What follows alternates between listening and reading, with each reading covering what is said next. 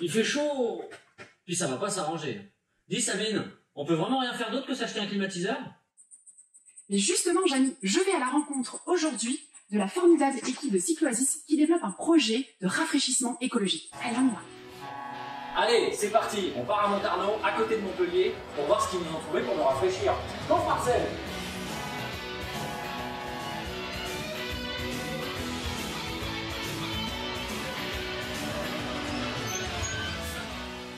Bonjour Sophie. Bonjour Sabine.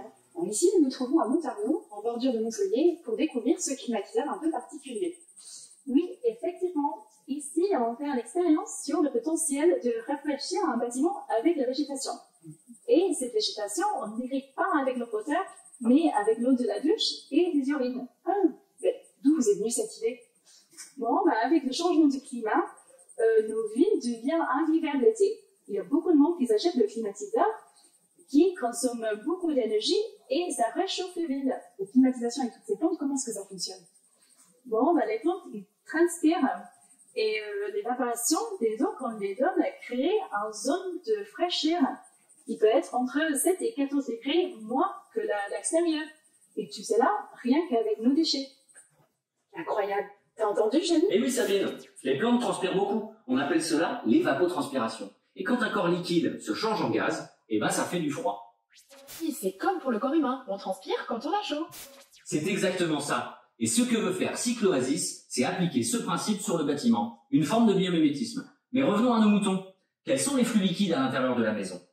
Nous avons d'abord les eaux ménagères, ou eaux grises, nos lavabos, nos douches, le lave-vaisselle, le lave-linge, qui représentent 150 litres par personne et par jour. À l'année, ça fait quand même 50 000 litres.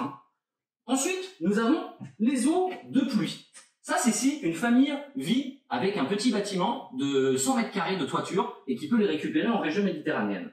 Ensuite, nous avons les urines qui représentent 400 litres par personne et par an, c'est environ 1 litre par jour. Et dernièrement, nous avons les toutes petites matières fécales qui ne représentent, une fois qu'elles sont desséchées, seulement 20 litres. Vous vous rendez compte? C'est vraiment dommage de gâcher toute cette eau avec seulement 20 litres de matière fécale. Mais regardons de plus près ce que veut faire le projet Cycloasis. Ici, ils vont mettre à l'intérieur du bâtiment des toilettes à séparation, qui vont envoyer les urines d'un côté, les matières fécales de l'autre. Ils vont récupérer ensuite les eaux de douche et les urines pour aller dans un filtre à sable qui va les hygiéniser. Pour ensuite les stocker dans une bâche tampon et renvoyer tout ce mélange eau grise, urine traitée sur des murs végétaux et des toits végétaux qui vont refroidir l'ensemble du bâtiment. C'est vraiment très intéressant. Et Sophie, pourquoi est-ce que vous n'utilisez pas l'eau potable pour irriguer tout ça? Bon, ici sur la Méditerranée, les études annoncent que nos cours d'eau ils vont réduire la moitié dans les dizaines d'années qui viennent. Donc, même si on voulait, on ne pourrait pas végétaliser nos villes avec. Et après cette expérimentation, ce mur, tu vas l'installer où? Bon, grâce à la région Occitanie, on va le mettre sur un bâtiment de 10 logements l'an prochain. Et après, on espère pouvoir le mettre dans les grandes villes.